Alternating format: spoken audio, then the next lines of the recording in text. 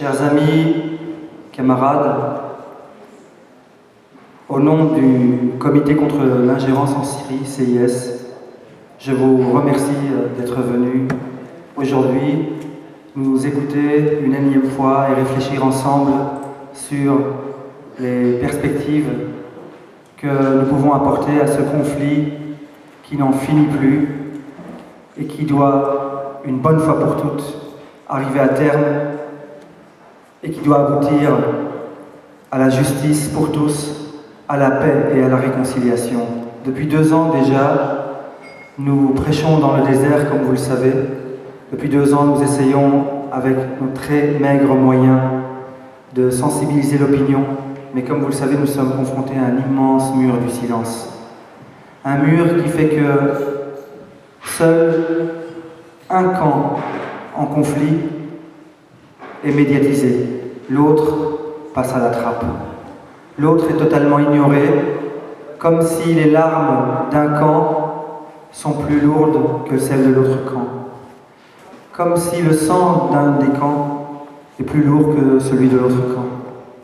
Nous, en tant que comité contre l'ingérence en Syrie, nous essayons de donner une réalité, de montrer la réalité complexe de ce pays, d'expliquer que la souffrance est partagée, que des civils, il en meurt de part et d'autre de la ligne de front, que la Syrie est aujourd'hui confrontée à une véritable entreprise de destruction programmée, appuyée par les pétromonarchies du Golfe, par le régime d'Ankara, par les puissances occidentales qui ne demandaient pas mieux que de voir ce pays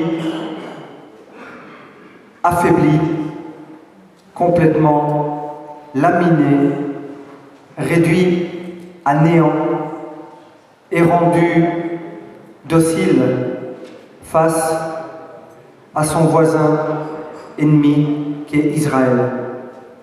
Aujourd'hui, chers amis, on peut dire que cette guerre, finalement, ne profite qu'aux pires ennemis de la Syrie. C'est pourquoi nous devons joindre nos forces qui sont bien maigres, mais on n'a pas vraiment le choix. Le seul combat perdu, c'est celui qui n'est pas mené. Nous devons joindre nos forces, nous montrer plus courageux, nous montrer plus solidaires envers le peuple syrien, envers l'ensemble du peuple syrien, et nous devons trouver tous ensemble une issue à ce conflit qui n'en finit pas. Pour cela, il y a diverses possibilités, divers moyens. Le soutien, bien entendu, moral, à travers les manifestations, le soutien matériel et financier. Il est question, par exemple, d'envoi de convois humanitaires par bateau pour les réfugiés de l'intérieur. Ces millions de réfugiés de l'intérieur dont on ne parle jamais. Il y a d'autres moyens. Il y a par exemple un travail d'information qui doit être mené au quotidien. Là encore, nous souffrons de grandes lacunes. Quand je parle d'information, c'est l'information qui est adressée au grand public, mais c'est aussi l'information qui doit toucher les institutions. Vous n'êtes pas sans savoir qu'une commission d'enquête dite indépendante a été mise sur pied par l'ONU. Ceux qui ont pu consulter leur rapport sont effarés de voir l'unilatéralisme qui transparaît de ce rapport. Sachez que ce matin même, j'étais à Genève et que hier, j'ai rencontré les membres de cette commission, notamment le président, M. Paolo Pinheiro, et Mme Carla Del Ponte, qui s'était fait connaître notamment dans le procès contre l'ex-Yougoslavie. Et je peux vous dire qu'il y a chez eux un manque cruel d'informations. D'une part, il y a un préjugé terrible qui fait qu'ils ne sont pas tellement réceptifs à ce que nous disons, mais d'autre part, il faut reconnaître que nous ne véhiculons pas assez les crimes, les exactions, les massacres, le véritable génocide organisé par une large partie de l'opposition armée.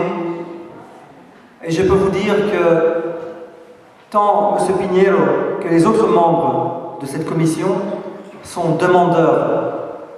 Ils prétendent être indépendants. Hier, ils se sont engagés à revoir leur première conclusion. À nous maintenant de leur apporter l'information nécessaire. Et là, je m'adresse à tous ceux ici présents, tous ceux qui connaissent des victimes, et ils sont par dizaines de milliers. Ces sans-voix qui ont été massacrés sous prétexte qu'ils étaient des shabiha alors qu'ils étaient tout simplement membres de la mauvaise confession ou appartenant au mauvais camp politique. Des dizaines de milliers de personnes ont été tuées lâchement par ces terroristes. Ces victimes ont maintenant la possibilité de s'exprimer. À nous, militants pour la paix, militants pour la réconciliation en Syrie, d'alimenter cette commission, de lui fournir l'information nécessaire, de faire venir des témoins oculaires, des victimes directes de ces massacres, pour qu'ils comprennent toute la souffrance qui existe et qui est tue, et que l'on cesse cette indignation sélective qui fait souffrir la Syrie plus qu'autre chose. Si l'on veut que la Syrie se relève, et je suis convaincu que les gens, ces messieurs de ces institutions européennes et internationales n'ont que faire de la Syrie, d'une Syrie apaisée, d'une Syrie réconciliée. Ils veulent, parce qu'ils agissent à partir de certaines motivations politiques ou idéologiques ou certains agendas cachés ou semi-cachés, ils ne veulent pas spécialement le bien de notre pays qui est la Syrie. Je dis notre pays parce qu'on peut être belge, on peut être américain, on peut être chinois et en même temps syrien. Je ne sais plus qui l'a dit, mais tous les citoyens du monde sont quelque part, ont pour seconde patrie la Syrie. Rappelez-vous quand même que c'est la patrie, le berceau de la civilisation, de l'écriture, des religions monothéistes, du commerce à travers, par le biais de la route de la soie, de l'échange, des croyances, des biens et des richesses matérielles et immatérielles. Cette Syrie qui nous est si chère mérite mieux que cette guerre.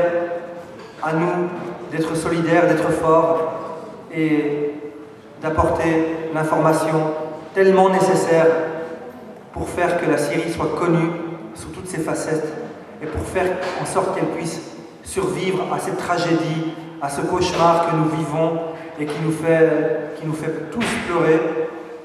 Merci à vous d'avoir encore une fois répondu à l'appel. Et je tiens vraiment à remercier tous ceux qui depuis 2 ans battent le pavé pour faire connaître cette Syrie-là, cette Syrie qui est ignorée, qui est négligée, qui souffre d'un véritable négationnisme. Je vous remercie et j'attends de vous encore et toujours plus. Soyons forts, soyons fermes, soyons patients. Maintenant, je passe la parole à Mario et que la soirée, que la journée de solidarité envers la Syrie continue. Merci.